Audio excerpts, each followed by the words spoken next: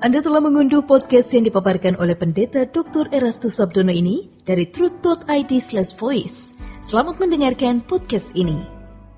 Saudaraku, orang yang sungguh-sungguh belajar beriman dengan benar, itu dapat menyadari ternyata memiliki iman yang benar itu tidak mudah, sulit.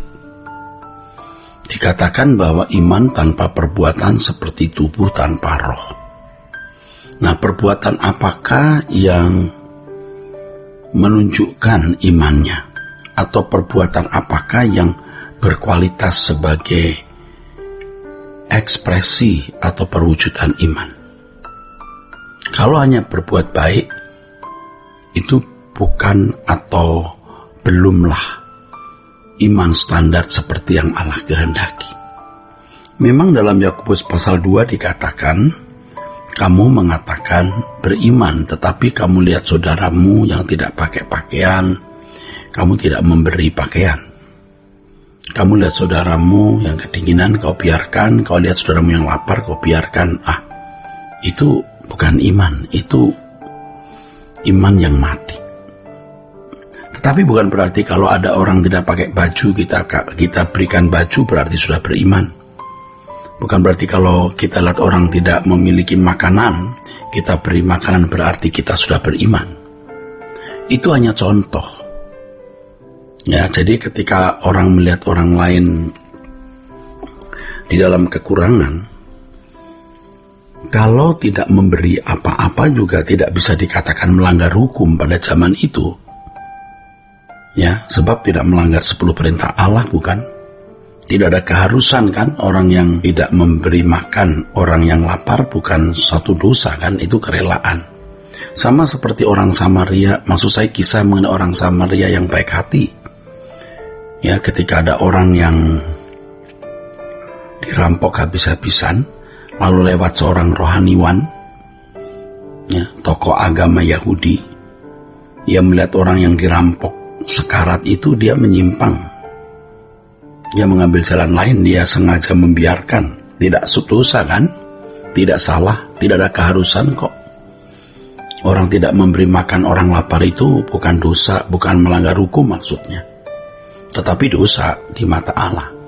Nah, bagi umat perjanjian baru, iman itu berarti melakukan apapun yang Allah perintahkan untuk dilakukan atau memenuhi proyek yang Tuhan berikan. Seperti di Lukas 16 ada orang kaya yang mewah, yang hidupnya pesta tiap hari loh, kata Alkitab, pakai jubah ungu, kaya loh. Lazarus tergeletak kelaparan di depan pintu rumahnya. Dia tidak harus memberi roti, dia kenal Taurat. Sebab ketika dia sudah mati, Abraham berkata di bumi ada Taurat dan ada hukum maksudnya. Jadi tahu dia Taurat. Tetapi tidak memberi makan orang lapar itu bukan berarti melanggar Taurat. Nah, itu proyek. Dia tidak melakukan proyek itu. Itu berarti tidak beriman. Jadi kalau kamu diberi proyek, misalnya orang tidak punya pakaian, kedinginan, kamu tidak lakukan, itu berarti tidak beriman. Tetapi bukan hanya satu kali kasus itu. Masih banyak kasus lain yang Tuhan akan berikan. Ketika engkau lihat orang lapar, engkau tidak beri makanan, ya memang secara hukum tidak berdosa. Tapi berarti kamu tidak beriman. Memang, bukan berarti kalau orang lapar kau beri makan, berarti kamu sudah beriman. Belum tentu, karena itu baru satu proyek. Beriman itu artinya sampai akhir orang melakukan apapun yang Tuhan percayakan kepadanya. Satu Lazarus Tuhan kirim, kita selesaikan, kita bantu, kita tolong, Tuhan kirim lagi Lazarus yang lain. Tuhan beri kita satu proyek, kita kerjakan dengan baik, Tuhan beri proyek yang lain. Dulu ada pendeta yang berpikir, kalau satu orang saya tolong, lalu muncul lagi orang yang lain, capek nanti hidup saya. Tapi kemudian Tuhan tegur dia, bahwa Tuhan tidak akan memberikan kepadanya proyek yang dia tidak bisa kerjakan. Kalau Tuhan masih memberi proyek, Tuhan berarti masih memberi dia kemampuan untuk berbuat sesuatu. Dan Tuhan pasti akan memberikan proyek-proyek yang lebih besar, dan Tuhan pasti melengkapi kebutuhan untuk menyelesaikan proyek-proyek itu. Saudara, kita harus mengerti hal ini, bahwa Tuhan akan membawa kita kepada keadaan-keadaan tertentu yang melalui keadaan-keadaan itu kita dilatih beriman. Bukan hanya menghadapi Lazarus yang harus kita tolong, tapi juga menghadapi orang-orang yang berbuat jahat, seperti menjolimi kita, memfitnah kita, mengkhianati kita, ya, mendatangkan kerugian kepada kita.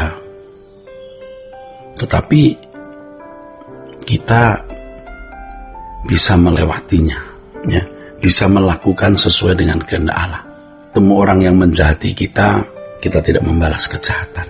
Tuhan pertemukan kita dengan orang yang agak menyakitkan, kita bisa melewatinya. Menyakitkan, kita juga bisa melewatinya, kita mengampuni.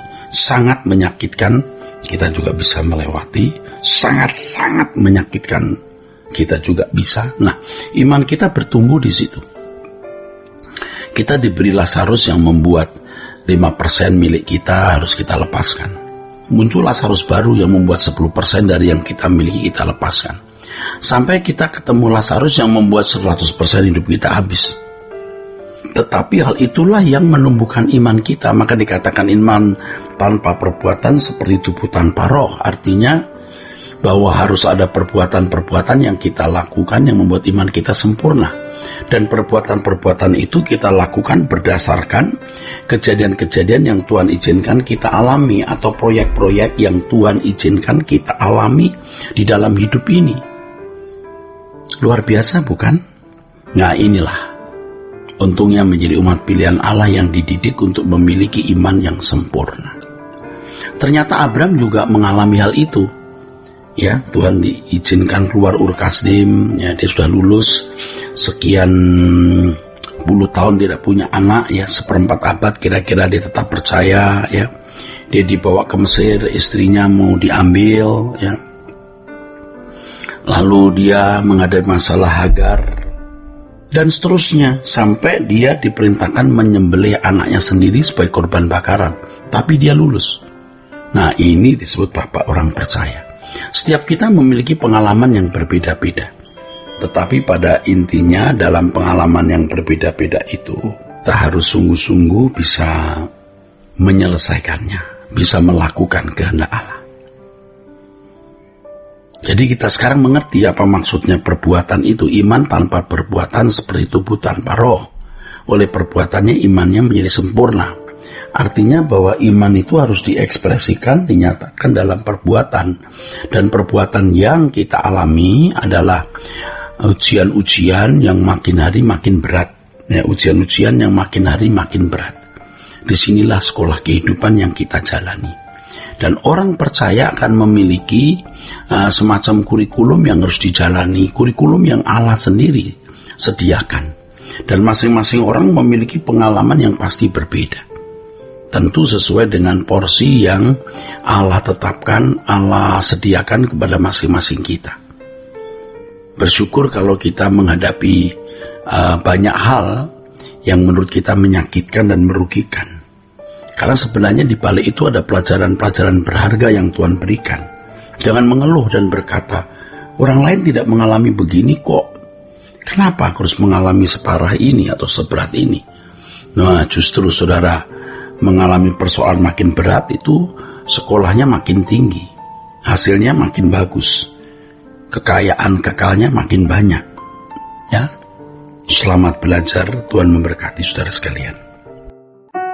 Untuk berlangganan renungan harian dalam bentuk cetak, silakan hubungi Truth Literatur di nomor telepon 0878 7870 7000. Untuk mendapatkan CD khotbah, MP3 renungan Truth, dan CD album lagu produksi Sola Gracia, Anda dapat menghubungi di hari dan jam kerja di nomor telepon 021 638 60953. Tuhan Yesus memberkati. Sola Gracia.